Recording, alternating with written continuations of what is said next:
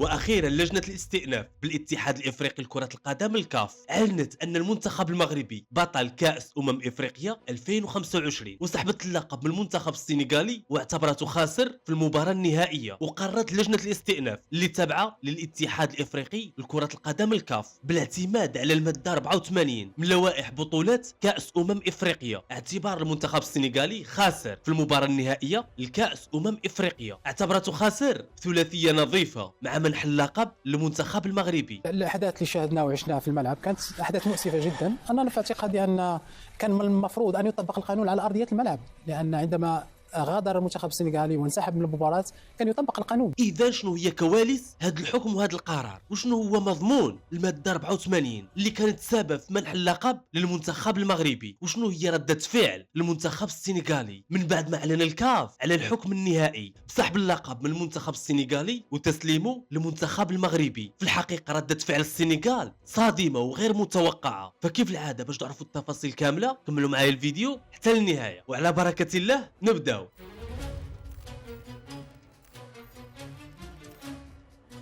قررت لجنة الاستئناف في الاتحاد الأفريقي لكرة القدم أن المنتخب السنغالي يعد منهزما بالانسحاب في المباراة النهائية لبطولة كأس إفريقيا 2025 على أن تسجل نتيجة المباراة ب3-0 لفائدة المغرب. شوف كيقول لك المثال لا يضيع حق وراءه مطالب، والحق شحال ما دار في الاخير غادي يرجع لصحابه. هذه شهرين دابا دازت على نهائي كاس افريقيا، دازت هذه المده كامله على مزاله كرويه، وكل شيء قال ان المنتخب المغربي تظلم وتمارس عليه الضغط والظلم. ومن بعد دازت مده وخرج القرار ديال لجنه الانضباط اللي تابعه للكاف، وفي عوض ما تطلع الجره زادت عمتها وخرجت بعقوبات صادمه خلقت جدل كبير في الوسط الرياضي، عقوبات غير منصفه للمنتخب المغربي. فعوض ما تنصفوه زادت نزلت عليه بالعقوبات والغرامات لدرجه صافي كل شيء فقد الثقه في الاتحاد الافريقي لكره القدم الكاف، ومقاطعه البطولات والتظاهرات الرياضيه الافريقيه ولا مطلب شعبي. وحتى الجامعه الملكيه المغربيه لكره القدم اللي كانت ملتزمه الصمت براسها رفضت طلب الكاف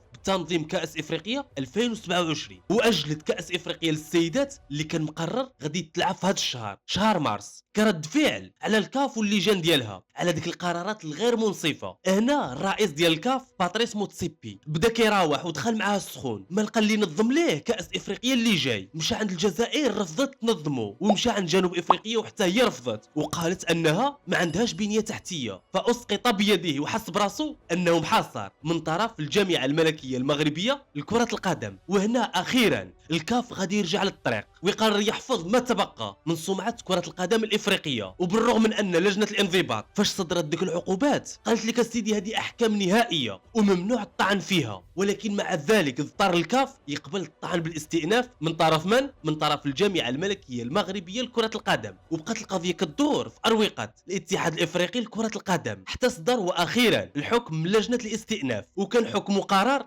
صادم للجامع وحتى شي واحد ما كان متوقعه، وخصوصا انه دازت مده طويله على نهائي كاس افريقيا وعلى هاد البلبانه وعلى هاد الروينه وعلى هاد الصداع كامل، فكل شي نسى وتناسى هاد القضيه هادي صافي داكشي تنسى وتلعب ومشات القضيه. حتى كتصدمنا الكاف وكتخرج بواحد القرار صادم. تخيل من بعد شهرين المغاربه فقدوا الامل في الكاس، فقدوا الامل في التتويج، ومشى الكاس وضاع من يدينا والبكى من نورا الميت الخساره. واذا به كتدور هاد الدوره هذه كامله وكيمشي هاد المسافه كامله وكيرجع للمغرب وكتخرج الكاف وكتعلن ان المغرب يتوج بطلا لكاس افريقيا 2025. واكدت هاد اللجنه انه تطبيقا للماده 84 من لوائح بطولات كاس افريقيا في استئناف الجامعه الملكيه المغربيه لكره القدم بشان تطبيق المادتين 82 و 84 صدرت لجنه الاستئناف التابعه للاتحاد الافريقي لكره القدم هذه القرارات التاليه اللي غنذكرها دابا، حسبوها معايا. اولا قبول الاستئناف اللي قدمته الجامعه الملكيه المغربيه لكره القدم. ثانيا الغاء قرار لجنه الانضباط اللي تابعه للكاف. ثالثا لجنه الاستئناف اعتبرت ان السلوك وتصرفات المنتخب السنغالي في نهائي كاس افريقيا كيدخل في نطاق المادتين 82 و 84 من لوائح كأس إفريقيا. رابعا قبول احتجاج الجامعة الملكية المغربية لكرة القدم. أعلنت لجنة الاستئناف أن الاتحاد السنغالي من خلال السلوك اللي قام به المنتخب السنغالي مخالف للمادة 82 من لوائح كأس إفريقيا. سادسا تطبيقا للمادة 84 تعلن انسحاب المنتخب السنغالي من المباراة، وتحسمت نتيجة المباراة ب3-0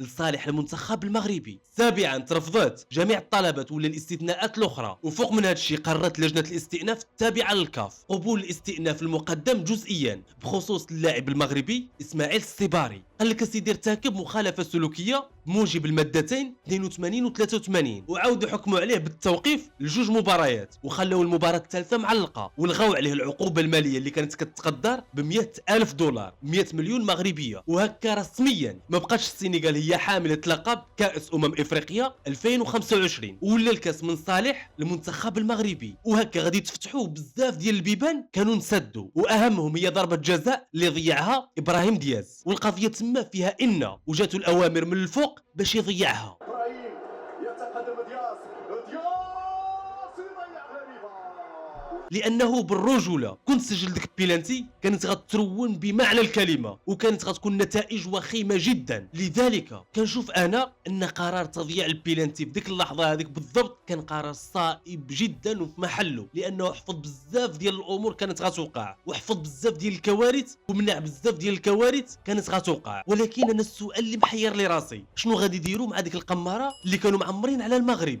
مشاو ضحيه ديال هذا الصراع وديال هذا الخلاف وديال هذه الروينه اللي وقعت كامله، ولكن مزيانه لهم باش عمرهم ما يعاودوا، عمر داود ما يعاود.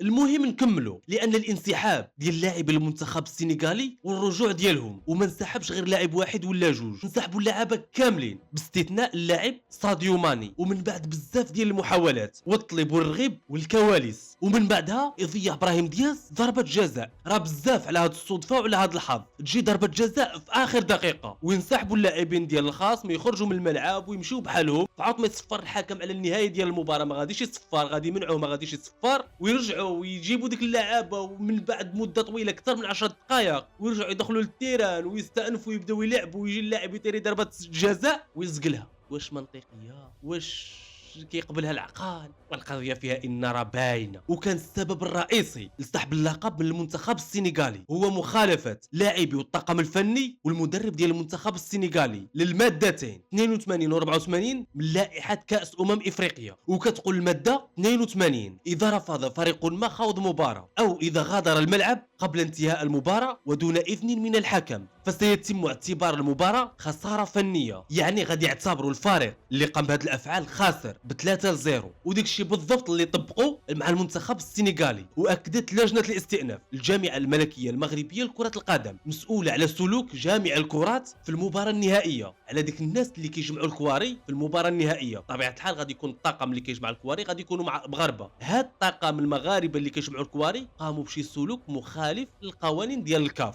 فكيقول لك هنا لجنه الاستئناف ان الجامعه الملكيه المغربيه لكره القدم مسؤوله على هاد الناس هادو اللي كانوا كيجمعوا الكواري، ولكن تم تخفيض نقص من الغرامه المفروضه على الجامعه الملكيه المغربيه لكره القدم فيما يتعلق بحادثه جامع الكرات. هبطوها من $100,000 ل $50,000، يعني من 100 مليون ل 50 مليون. وتم تاكيد الغرامه الماليه اللي واصله ل 100 مليون مغربيه اللي مفروضه على الجامعه بخصوص حادثه التدخل حول منطقه مراجعه الفار. وتم تخفيض الغرامه اللي مفروضه على الحادثه ديال ليزر ل $10,000 ل 10 المليون. وقالت لجنه الاستئناف انها رافضه اي دفعات او اي طلبات اخرى. قالت لك السيدي رفعت الاقلام وجفت الصحف، سال الفيلم طلعت الكتابه. ولكن هذا الحكم وهذا القرار بحال هكا ما يمكنش ما تصدر عليه حتى شي ردة فعل. واول ردة الفعل كانت من طرف بعض لاعبي المنتخب السنغالي. كاين اللي انتقد هذا الحكم بادب وفي اطار الحدود، ومنهم ساديو ماني. قال لهم السيدي العالم كامل عارف شكون هو البطل، بلا ما يخدش حتى شي واحد، بلا ما يعاير حتى شي واحد، بلا ما يسب حتى شي واحد. وكاين منهم اللي ما خلى المغرب وما خلى الكاف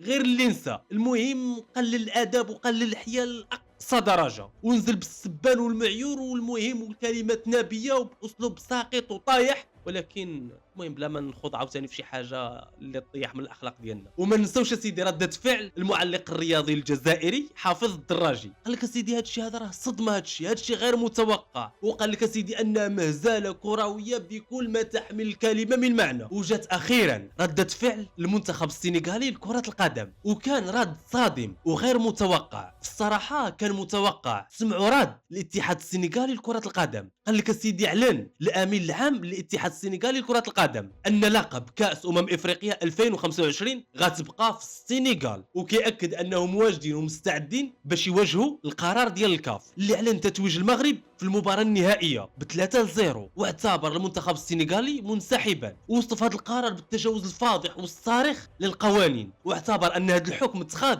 خارج اي اطار قانوني، وقال لك ان السنغال ما غاداش تبقى مربعه يديها، وقال ان المنتخب السنغالي تعرض للظلم والتهميش خلال جلسة الاستماع عبر الفيديو. وقال الامين العام للاتحاد السنغالي انهم غادي يلجؤوا للقنوات الاعلاميه العالميه باش يطالبوا بحقهم، وكيعني بالخصوص المحكمه الرياضيه الدوليه الطاس، واكد ان الكاس ما غاداش تخرج من السنغال باي وسيله وباي طريقه كانت، وقال ان بلاده غتستعمل جميع الوسائل والطرق الممكنه باش يتلغى الحكم ديال لجنه الاستئناف. وقال لك سيدي في الاخير ان جميع الانظار دابا تتجه نحو محكمه التحكيم الدوليه الرياضيه يعني الطاس للفصل وللحكم في هذا النزاع. ومن بعد هذا القرار ديال الكاف، السفاره ديال المملكه المغربيه اللي كاينه في السنغال خبرت الجاليه المغربيه اللي متواجده في السنغال باش تحلى بضبط النفس واليقظه وروح المسؤوليه. يعني كتقول لهم حذوا راسكم وردوا البال وما تغفلوش، تحملوا المسؤوليه، راه في اي لحظه يقدروا يهجوا عليكم بعض المتعصبين السنغاليين كيف وقع بالضبط من بعد النهائي. وهنا خوتي كيبان وكيتضح ان كره القدم ما بقاتش مجرد لعبه، وانما اكثر من ذلك بكثير. القوه ديال هذه اللعبه كتكبر نهار على نهار، وتحولت كره القدم دابا من لعبه تافهه الاداه قادره تشعل حروب بين دول على قدها. فلذلك الله يخرج العواقب على خير وصافي. وحتى لهنا الخوت غادي يسالي الفيديو ديالنا. الى عجبكم الفيديو اعطيونا لايك، اشتركوا في القناه، تفعلوا جرس التنبيه كنوع من الدعم والتحفيز، وما تنساوش تخليوا لي الاراء ديالكم في التعليقات، راني غادي نقراها كامله. خليوا لي الراي ديالكم، التعليقات ديالكم، الملاحظات ديالكم في التعليقات. والسلام عليكم، تهلاو في راسكم، ونتلاقاو في فيديو جديد في امان الله. اللقب صحيح انه منح المغرب لكن بدون اي طعم محمد، بدون اي طعم.